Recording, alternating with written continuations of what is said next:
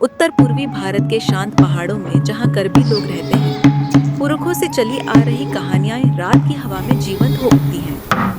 इन कहानियों में से सबसे डरावनी कहानी चेकीमा की है। बुजुर्ग कर्बी व्यक्ति रुकते हुए हर बच्चे को देखते हुए, बच्चों, क्या तुम जानते हो कि हम अंधेरा होने के बाद अकेले जंगल में क्यों नहीं जाते?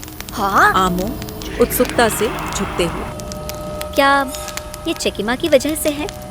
बुजुर्ग कर्बी व्यक्ति गंभीरता से सिर हिलाते हुए, हाँ, चेकीमा वो आत्मा जो हमारे जंगलों में घूमती है। कहते हैं चेकीमा भी कभी हम जैसे ही था, पर उसे कभी शांति नहीं मिली। वो अंधेरों में छुपकर देखता रहता है, इंतजार करता है उन लोगों का जो बिना सोचे समझे भटक जाते हैं। बच्चे सिहरते हैं और डर के मारे चारों ओर देखते हैं।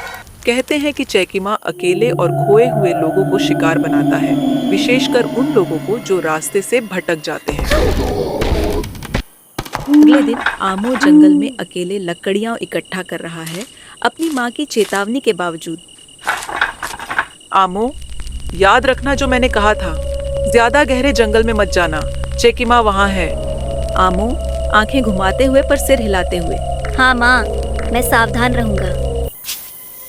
आमो जंगल में गहरे चला जाता है, एक अजीब सी आवाज से विचलित होकर। अचानक एक छायादार आकृति चेकीमा उसके रास्ते में आ जाती है। चेकीमा धीमी फुसफुसाती आवाज में, भटक गई छोटे बच्चे। आमो डर के मारे, उत्पात, तुम कौन हो? मैं इन जंगलों का रखवाला हूँ। मैं उन्हें देखता हूँ जो चेतावनी को नजरअंदाज करते हैं, जो बहुत दूर चले जाते हैं। आमो कांपते हुए अपनी माँ की सिखाई बातों को याद करता है। ज्यादा गहरे जंगल में मत जाना, चेकीमा वहाँ है।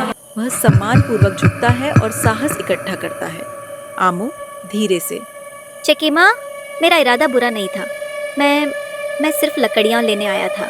तुम आत्माओं का सम्मान करते हो बच्चे, लेकिन याद रखना इस कम में भी कई लोग खो चुके हैं।